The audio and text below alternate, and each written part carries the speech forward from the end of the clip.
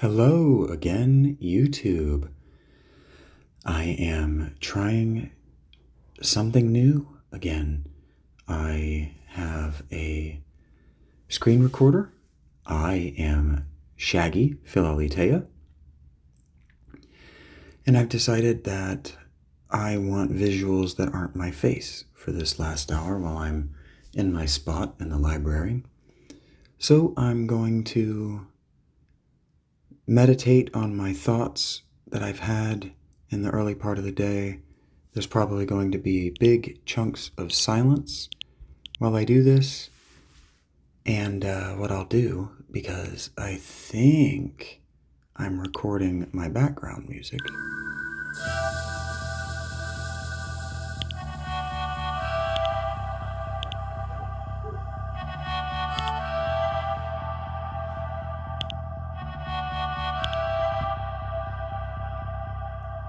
So we'll just have some calming music. I find this soothing.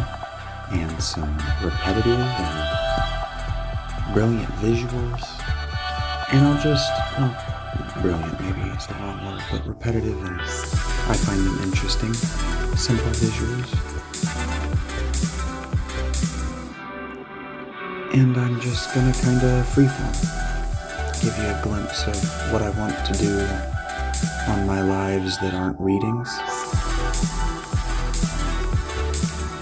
I have Final Fantasy 1, Final Fantasy 3, Final Fantasy 6, Final Fantasy Tactics, and Chrono Trigger that I could do this with, and that I plan to do just this very thing on Twitch. But for whatever reason, Twitch isn't saving my streams when I stream. It's not saving them to my channel, and I can't figure that out. And so all of the talking to myself that I end up doing is wasted. So doing it live and then saying lots of things that I want the future to hear and then not getting recorded is a real bummer. And so I'm gonna meditate on me a little bit.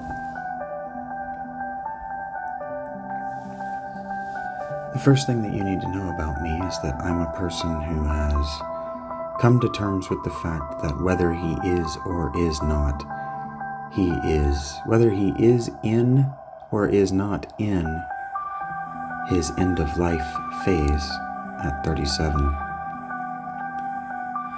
I am emotionally prepared for that to be true. There is a non-zero chance that my months are numbered. There's a non-zero chance that I don't survive this winter, to be frank. And so it's occurred to me that what's important to me right now is that if my time is numbered, I leave not just a legacy in the form of a child, but I leave a legacy in the form of an example of what it is to lead a forthright, honest, loving, caring, compassionate life. And so what that means is that these vlogs are not a place for me to actually bitch about my life. They're a place for me to demonstrate my personality, certainly, and anger and rage and betrayal and hurt and all of the range of human emotions are things that I experience and that I feel and that I will lean into. So I've told you a little bit, well, probably in videos that didn't save the way I wanted, but I've told you a little bit about my worldview and my way of life. I call them conditionalism through reciprocation, or conditionalism through reciprocalism. I believe that's already a video here on the channel. And so we're not going to get into that, but everything has a condition, and my condition is yes, unless no. So if you can't reciprocate, then you're just a no. But if you can reciprocate, helping you selflessly is always a yes.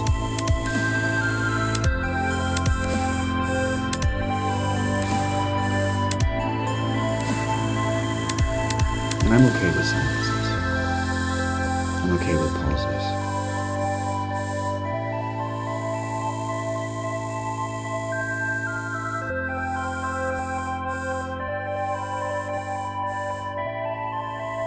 There's something very specific that I want you to think about, and I want you to meditate on. And I'm having a hard time holding it in my head, not because it's a big thought, but because it's the sort of thing that the old me would have shied away from.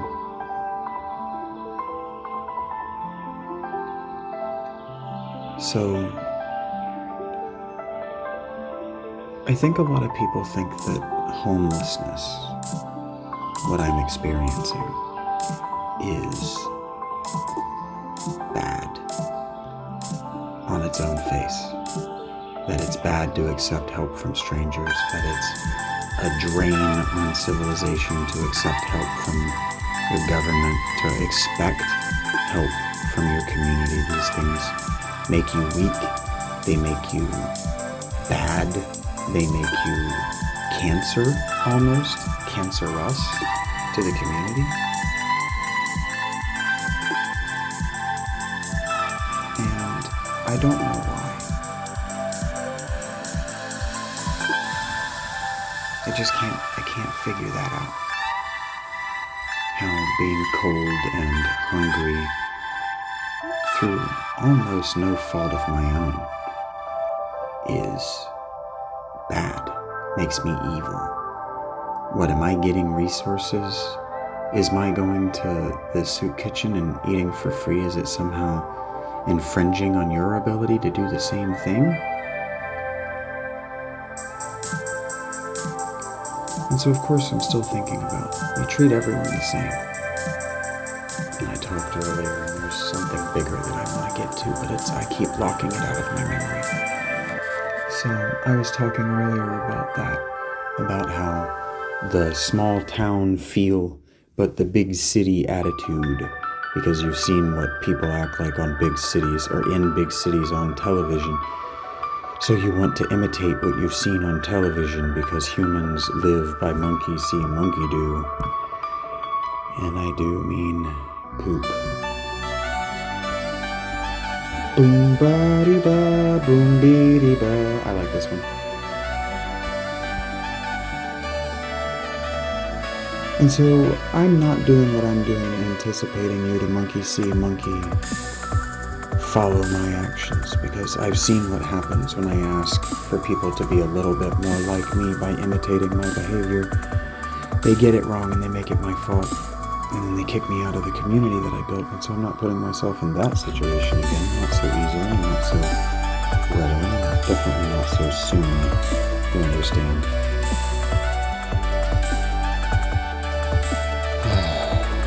And so ultimately, if I want anything for you, I want you to be able to listen to my voice and understand that you don't have to exactly do one thing at a time. You don't have to watch my Let's Play, for instance. You don't have to watch me play the original Final Fantasy, a game that I can just almost play automatically. I make mistakes, etc., but I can almost play it automatically. You don't have to watch me play a game like this that I can play automatically. You're not interested in my micro goals in this.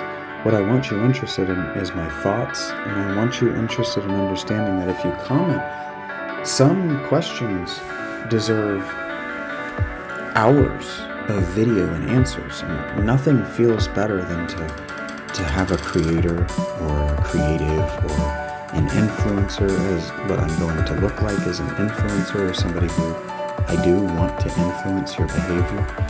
Nothing feels better than to leave a comment for an influencer and then to get a huge video response where they really thoughtfully tried to invest themselves in your time. But see, that's it. It's about investment of time, because time is money, and it's about word of mouth. And so you speak words out of your mouth to me, and I will do my best to speak words out of my mouth to you that mean something to you. And I spent some time on the bus this morning, and I've been interacting with people in general. I've just been spending a lot of time interacting with people who are, you could say, less intelligent than I am. Let's just say people who are less intelligent than I am. And now intelligence, you have been taught by public school and by your terrible parents that high intelligence is what makes a human being valuable. That intelligence in its own right is what makes a person valuable. And so when you look out in the world and you see that the people who get help are, to your estimation, people who must be unintelligent in some way, it can be really shocking to learn. It wasn't shocking for me, but it might be shocking for you if I were to record the conversations that I have with these people that you would tell me are sub-average intellect because either they're too poor to provide food for themselves or to provide a home for themselves. You would tell me, well, if they were of adequate intelligence, they would be able to figure out simple things like how to take a shower. And it's like, well, I've let my teeth rot in my head because I was intelligent enough to think that I could get away with it through other methods, and I was wrong. But being intelligent doesn't also mean always being right. In fact, it can mean being right despite the choices that you have already made in your life. It can mean being right because of the choices you've already made in your life. Because now you have experience to guide you. And so we're back now to Plato and Aristotle and the divide between experience and mystical knowledge just coming to the knowing of something. That's called gnosis, but it's also called wisdom. And there's a reason that the early scienticians, and I absolutely do mean the Ionic Greeks of the 6th and 5th centuries BCE, I do not mean of the Renaissance and later Enlightenment periods of England.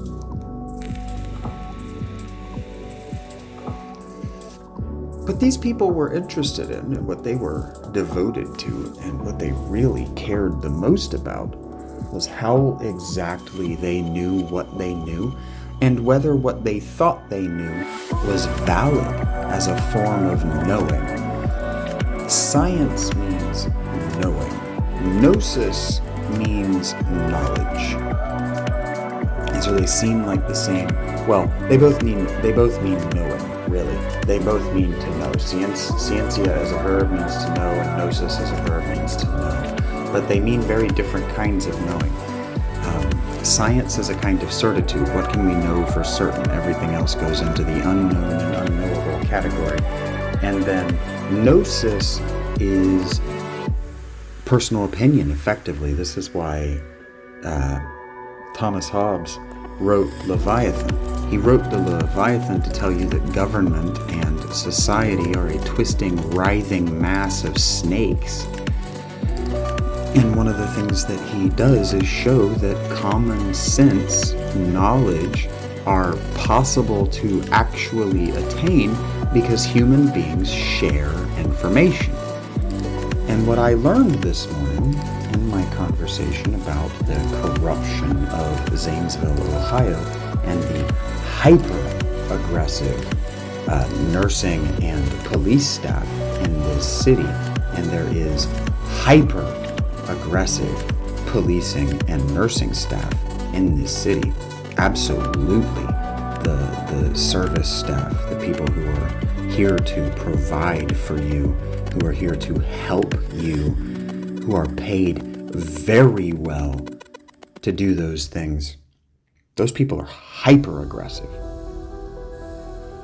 Do not know how to escalate conflict. In fact, thrive on creating conflict in the workplace so they can claim to have been wronged, so they can abuse the social power they think they have.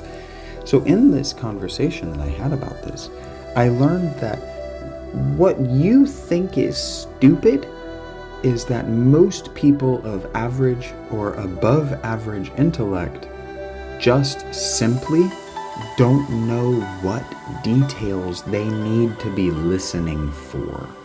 That means they don't hear and memorize and understand why they needed to hear and memorize every word that's said to them.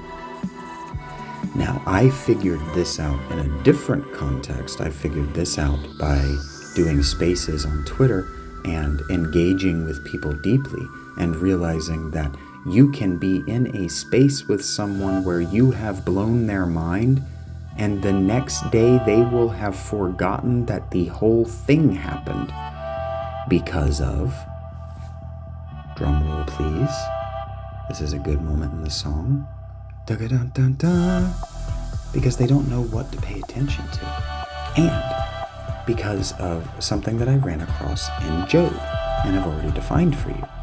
Integrity. They have no integrity. Well, integrity starts internally, you understand.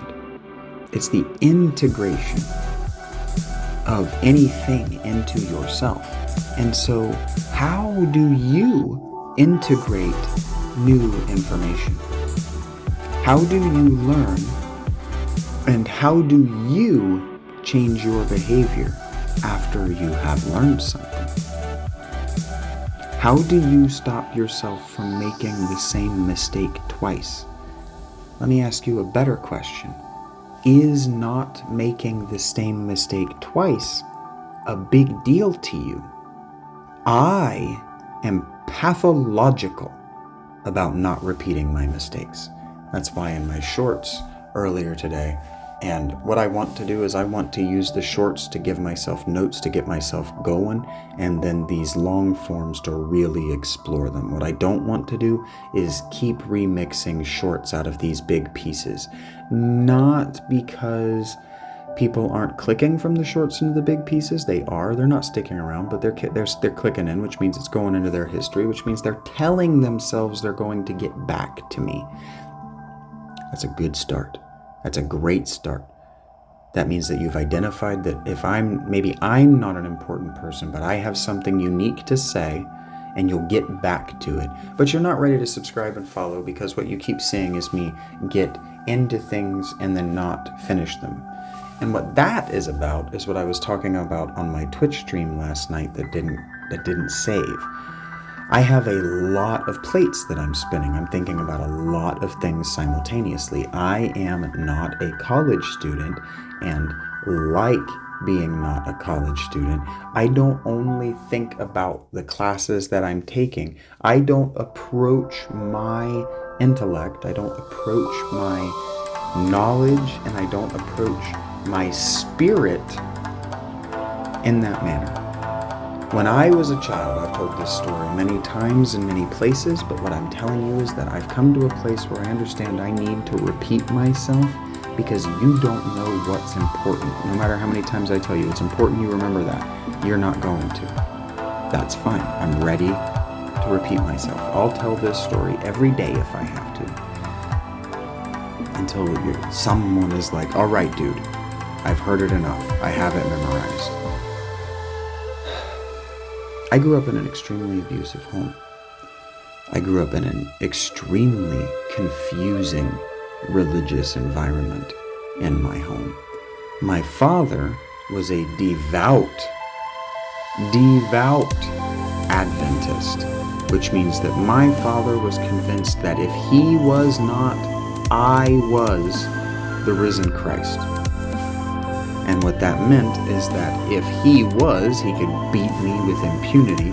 And if I was, he could beat me with impunity. And so, I'm going to wander off what I was thinking about because I just said something I don't like that I said. And I think there's an easier way to metatextually get at what I'm trying to say by telling you that I put all of my research into why exactly modern liberalism and the modern Democratic Party is so evil on the back burner about 4 months ago because I could not handle the evil. I couldn't handle the evil. Reading it, seeing it, thinking about it, knowing that there was absolutely nothing that little me could do about it, not with Not with the followers that I had, and not with the numbers of followers that I had. Those people were too weak and too soft and too unwilling to look at the truth, to acknowledge that liberalism and secularism as they exist have become the very cancer that you all want to make homelessness or poverty. I was talking about how this town is trying to put a Greyhound bus in literally across the street from the courthouse.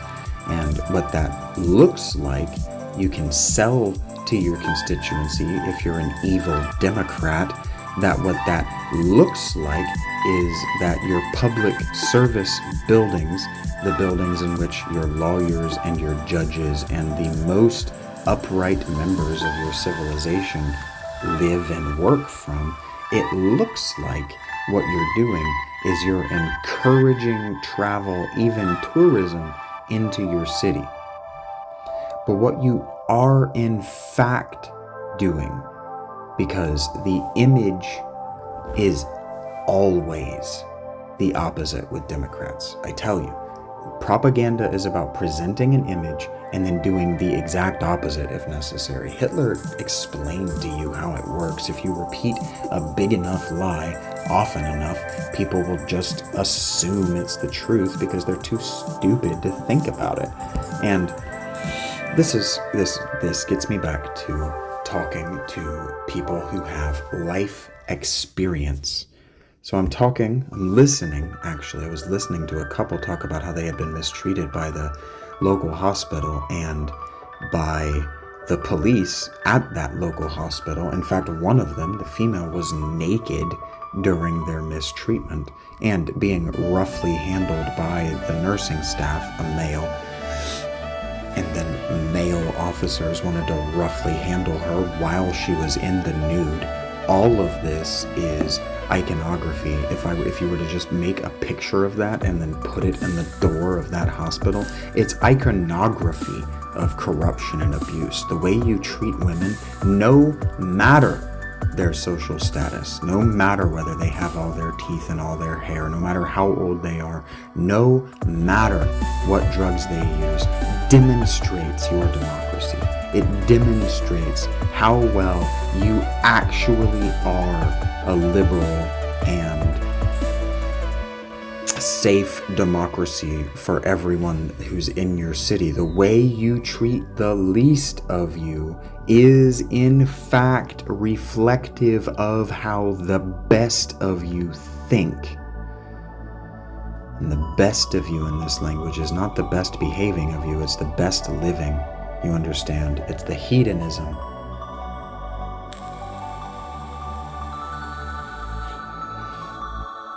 And he said what I said.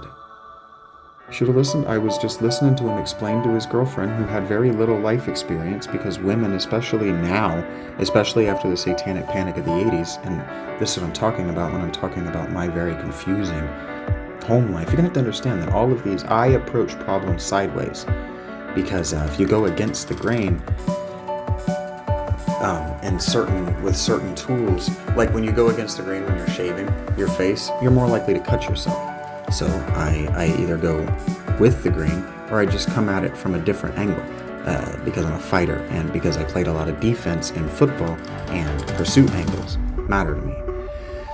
So I'm listening to him explain to her how she was being scammed by somebody online. This person's scamming you. And she has very little experience. And the reason she has very little experience is the same reason my mother had very little experience. And the very reason that my mother was a devout anti-theist. My mother devoutly hated God.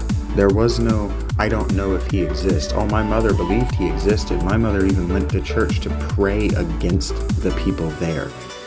My mother was devoutly anti-religious, anti-God, anti-theology, all of it. Devout hatred is what my mother had. And she had that because of a paucity, a dearth, to use a word that I've introduced to you today in my shorts. If you want the definition, go find it. I love you. She had a dearth of positive life experiences, and she made that God's fault. And there's a way to think about that. There's a way to believe that. A lot of women today are atheist and anti-theist or neo-pagan or any kind of evil worldview. And we do need to go back, and I know you didn't listen, talk about the difference in worldview and way of life, and understand that worldview is the particular set of eyes that you're using to guide yourself through your way of life. So your way of life, the way you live, the algorithm by which you make decisions is determined, predetermined even, it's fatalistic in that way, by your worldview. And your worldview can be mind-fucked into you by cult. And so my parents were mind-fucked into a lot of bad decisions by cult, because the kinds of Christianity that they were raised in and that they wanted to raise me in, my father wanted to raise me in, are cult and heresy. And so this is why I talk so much about why Jesus and the apostles were very, very clear to their followers at the time that you talk down and re-educate heresy, but people who are willing to persist in heresy, you just leave. You just dust them off.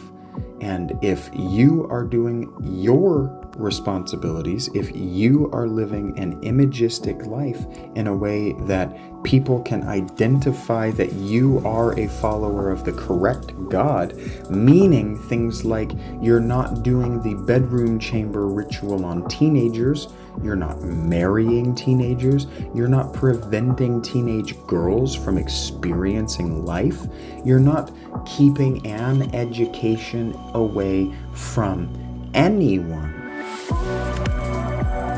This is what it actually means to be a good person, to be a good government, to be a good democracy. It means that everyone gets to participate, and this is what it means to be a good church. And I am still on Pastor Mark's high horse. If you want to understand that, watch my meditation in the woods. I think I did Jonah for that book. And I talked about inclusion, and I agree with him that if you want DEI, diversity, equity, and inclusion, you already have the diversity. I can look around this very small community that believes that it's still in the 1960s and that only rich white people who are in a job from a career from which they can retire are human. I can watch them look down on even well-to-do people of a different skin color than pale-ass white. They look down on white people with suntans. You understand that the redneck, that just calling someone a redneck doesn't mean that they're a hick, or they're backwater, or they're from a small town, or that they're uneducated or unintelligent. All the redneck means is that they work outside. That's all that means. And you understand that that is a medieval conception of the value of a human being, right? The people who work in the fields, the people who work in the sun all day, are not lesser than people who work inside, than bureaucrats and bean counters. What I have recently heard described as squints, because they have to squint to see everything because they refuse to wear their glasses, because they're not actually as smart as they think they are. They have to squint in order to get their worldview to line up with their way of life.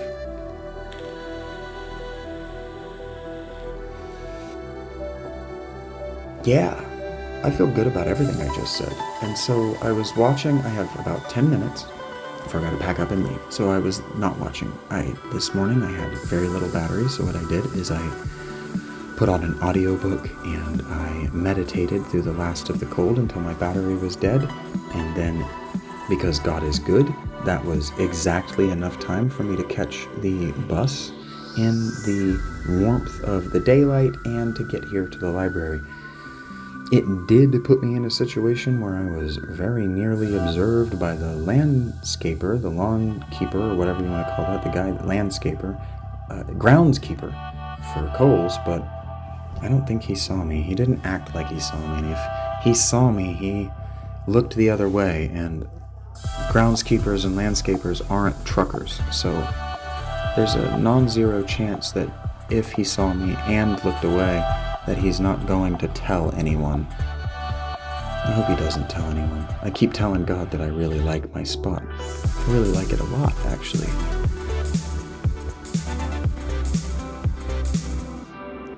So the thing that I want you to take away from this most is that I do want you.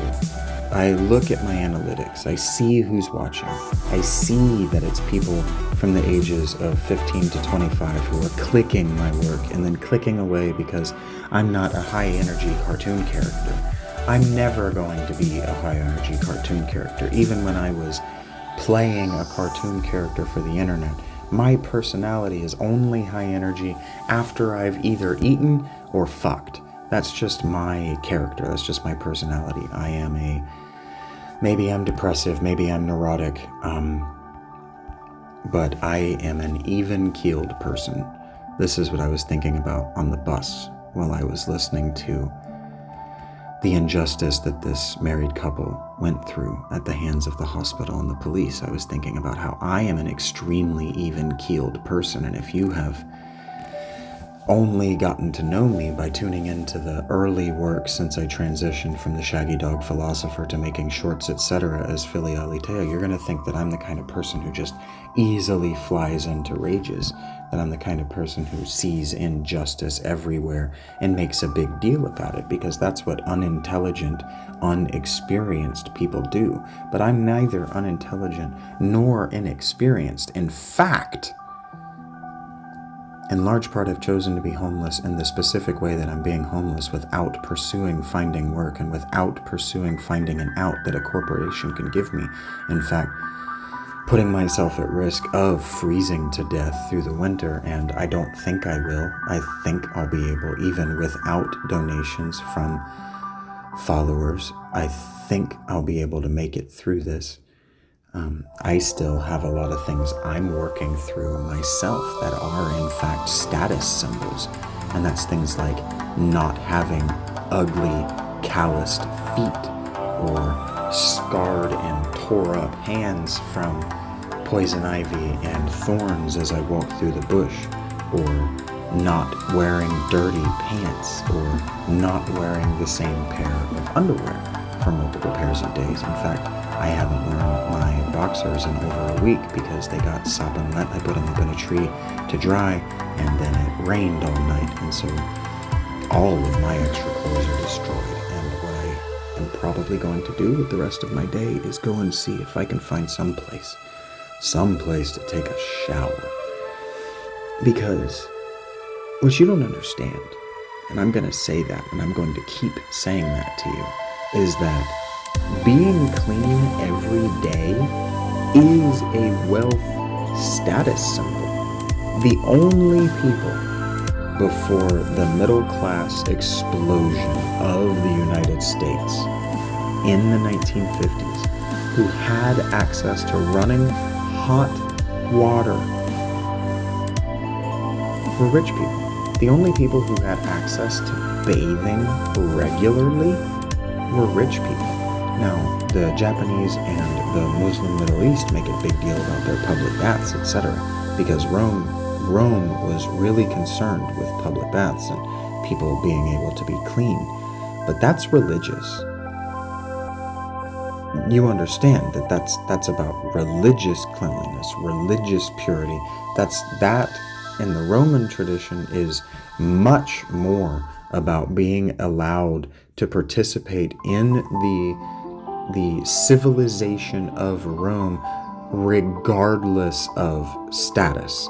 That even the poorest member of Rome, even the most run-through prostitute, was allowed to be clean because their gods understood that cleanliness was next to godliness. That clean, well-fed, well-rested people worship the gods best. What that means is exactly what I told you, that I'm only really gregarious, I'm only really a bouncing out of my skin cartoon character after I've eaten or after I've gotten laid. And usually that eaten means that I've spent time having wonderful, engaging, thoughtful, and mindful conversations with smart, civilized people, regardless of income. And so today I didn't have any smart, civilized conversations at the dinner table. I sat across from a woman who, she had survivor eyes. She comes over and she asks me if I mind if I sit beside her because I look like a loner. Even, you have to have really known people who were mistreated as small children by school to thoroughly understand my character and my person and my personality. But I'm the person who, when I walk into that spot, when I walk into Christ's table and any cafeteria, there was a cafeteria restaurant in my grandparents' town that I actually really loved going to. I love cafeteria service, but anytime I walk into the dining area of a cafeteria, I'm that guy whose eyes go huge and looks for the empty spot. Now, because I've told you there are status and civilization elements of my own character that I realize are rooted in value judgments. And those value judgments are people who live just on the outside of poverty or were raised just on the outside of poverty, who were taught how to look at or taught not to look at people in poverty, but especially people who are obviously homeless, because after a time, that staring can become an impatience and a hatred. You understand that the longer you live in destitution, the easier it is to hate and blame ordinary people who have equally shit lives. And so one of the things I'm trying to tell you is, and one of the things I'm actively trying to do is almost make you envy me. Because what I've already been told before is that people want me to go out and build a church. They want me to go out and build a monastery for them to come and worship at. And I said no before. No, I said no for a very good reason, a very specific reason before. I need to be packing up. So this video, I'll just put this back on wave 1 of tier 3 and then not really play it and let myself die, but and noticing that I forgot what I was saying, so I need to wrap up. But let me wrap up on a story. I'm still a Shaggy Dog storyteller, whether I call myself the Shaggy Dog storyteller or not, doesn't matter. I'm still a Shaggy Dog storyteller. It's still a part of my culture, it's still a part of my heritage, it's still a part of my personality. So these are never going to feel satisfying and complete, but what you need to understand is that the religious experience is not satisfying and complete. Your life is not a short story, and it's not a series of chapters in a short story. Your life isn't even a novel. Your life is a life. It's not one story, and it doesn't pick up and end in any one place. I saw a writer who was talking about, I know my life is a book, but man, it really feels like this chapter could end. And it's like, yeah, that's just not how life works. Life is a series of cycles. Life is a pottery wheel. And it spins, and it spins, and it spins, and it accrues, and it shapes what's put on it.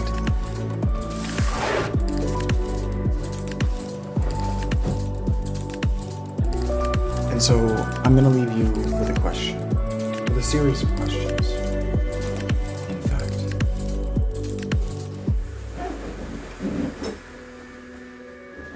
Because your worldview begins at your self-identification. How do you self-identify? Something that has been withheld from you by Christianity at large, Judaism at large, started withholding it first. So if you want to be anti-Semitic, there you go. But something that has been withheld from you is that the earliest monotheists had a personal and utterly idiosyncratic and entirely personal relationship with the divinity that we now call God, or the God. And you can know that not just by reading the scriptures, not just by studying Akhenaten of Egypt, like Deuteronomy encourages you to do. It was either Deuteronomy or one of the J-named prophets. We'll find it someday and I'll show you and I'll prove it to you and I'll mic drop and you'll be like, wow, who really cares at all? You can see it in Greece. You can see it in the Periclean Athens tradition of philosophy. If you read Plato, everyone acknowledges that there is a God whose name is unpronounceable and secret above Zeus, but that Zeus and the other theoi are not bound to him under the same rules that we are.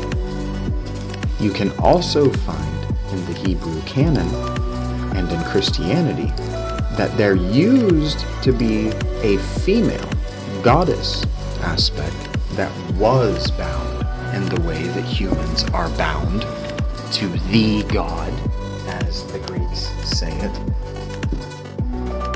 The God, meaning God that everyone knows about in their language. You can see it in the philosopher's acknowledgement that is something we can't really know anything about to any great depth.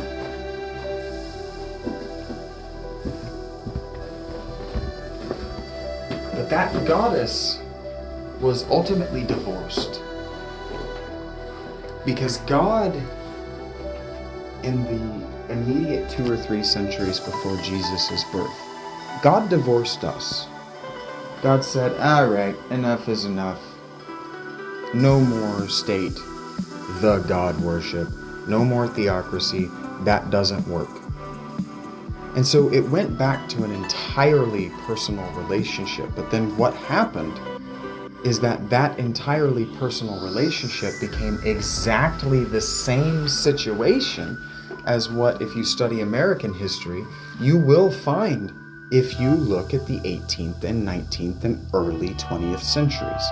And so here you go. I'm going to tell you why women's religion is evil to end this, why women's worldview and why the broadly female, not even feminist, broadly female way of life, modern, is at odds with the ancient and, you could say, appropriate or proper women's way of life. And that's because people read the Bible, people like Meotis Blackburn and Guy Ballard read the Bible in idiosyncratic ways, looking for the evidence to justify their extremely evil lives and ways of life. And so they found in the Bible what they were looking for, because the ancient Bible writers did not separate the evil face of God from the good face of God, because until only a few centuries before Jesus, everyone understood that when a bad thing happened to you, it was an opportunity to thank God for the adversity, because now you have the experience of the adversity. Where things got wrong was an idiosyncratic ritual to annul the adversity. So when we read things like in Job, that he's in sackcloth and scattered ashes about his life, it makes me wonder if that's not an idiosyncratic ritual meant to show the actual cremation of his former life, meaning his worldview and his way of life. And so think about what it would mean. This is what I want you to leave you with.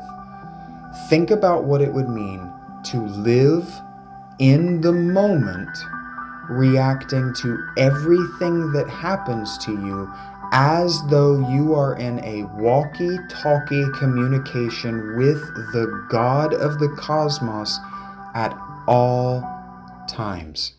How does that change your behavior? Do you suddenly become self-righteous and say, everything I do is a thought put in me by God? Every impulse, every hedonistic desire is put in me by God?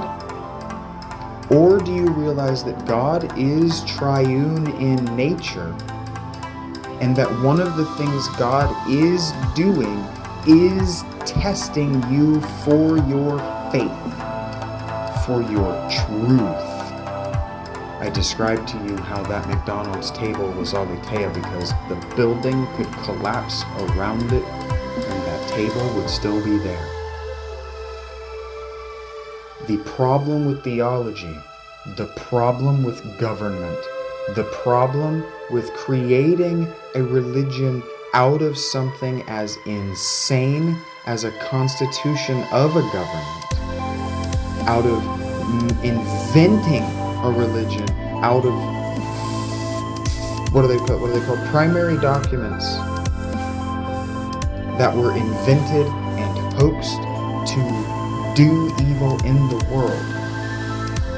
These things are the impulse of the trickster and the evil face of God, aka Satan. Satan used to be a part of the presence of God. That means that when God appeared before Abram, before destroying Sodom and Gomorrah, he appeared to Abram as the Lord, the I am that I am, is all three of those things. In that aspect of the I am that I am, there is the Lord, single capped L, only initial caps. The Lord is the king and the administrator. There is the Satan, or the adversary, who is the tester of your spiritual defenses and of God's, because this is the Lord of hosts, God's eternal army. Because you can think of what God wants is a huge population of living people, because there will be an even huger population of dead people to fill him, the source, with knowledge and experience, so that the universe can remember all these experiences, so we don't have to keep reminding ourselves of them. The Jewish population remind themselves of Hitler and the Nazis so they can't grieve, so they can't move forward, so they're forced to recreate their mistakes. Well, if you recreate your mistake but you remember what you did wrong, you're forced to take the other path, which means you're forced to preempt evil. Do you know what that means? It means you embody and worship Satan. And so what I'm telling you right now is that the state of Jerusalem is Satan's most favorite nation. Satan, the deceiver, the adversary, the face of God, which looks to the west, to the setting sun, to death, and the end of all things, is winning in this world. He's happy with what's going on. And then there's the third aspect. See, it's Satan who decides to destroy Sodom and Gomorrah because, well, rather, it's Satan who tells the Lord, yeah, they gotta go. But it's this third aspect, God's compassion, which has no name, is not allowed to be named, and you are not allowed to speak it if you make it to where he'll speak it to you. And I used to think that that was Asherah, that it was his wife. But it can't be. The Torah was written too late, and the Torah was written intending to make sure that those Asherah trees never became number 3 in the hierarchy ever again, in the triangle of being ever again. And so I'll tell you right now that Jesus understood that he was that third aspect. And that's why Jesus has a common name and his Father has a common name. He's Jesus ben Joseph, but Ezekiel promised a fire in the house of Joseph. Well, he absolutely got it. He absolutely brought it. That is, Jesus absolutely brought that fire. He promised war, and look what we've had since he came. Destruction.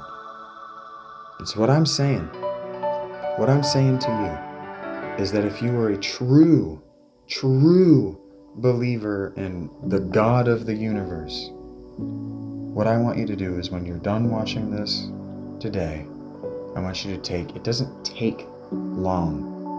I want you to just take a second and thank God for your adversity. Because without your adversity, you can't be better next time. Your life isn't going to end because you had a long wait at the BMV.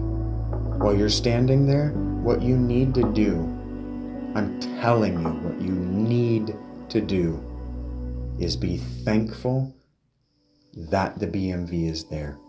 Because without it, you couldn't waste your time in it. Without it, there wouldn't be other people getting the things that they need taken care of. And if nobody could take care of the things that they need taken care of, no one could take care of the things that you need taken care of. And if you are never taken care of, then in fact, God doesn't love you. But I can insist for you right now in my own life that if you would just open your eyes and hold out your hands, God is there to provide for you. Thank you for watching this. I'm feeling more gratitude as I do these. After confessing that I feel little gratitude, I feel more gratitude. I feel gratitude to you for allowing me to express to you my frustration with you. Because I believe in you. I think you are better than I am. I think you're healthier. I think you're smarter. I think you're more capable. I don't think you're as traumatized. And so seeing you be lesser than me does not make me feel good about me. It makes me feel bad for you, not bad about you. It makes me feel sorry for you. So let's do something about that. Together, you and me, let's do something about that. Starting last week, all right? Thanks for being here. I'll talk to you again soon. I have been the Shaggy Philaliteia. I have been Shaggy, Philaliteia. And yeah, you'll get more from me today. If you like this, tell me which other games you would prefer to watch me play. I can also idly play a JRPG, and maybe you'll get to hear me make mistakes and I'll be more funny to passively watch. I highly recommend you do something with your hands, however, while you're listening to me. Draw or make or whatever. Go for a walk. Do something with your body. It'll free up your mind to just listen, and then you won't be whatever you're doing that you can't hear me. And maybe it'll make the experience of re-listening to me multiple times as enjoyable as it is for me to listen to audio programs multiple times. All right, now I've said goodbye too many times. The Midwest goodbye is over. I love you. Until next time, Shaggy out.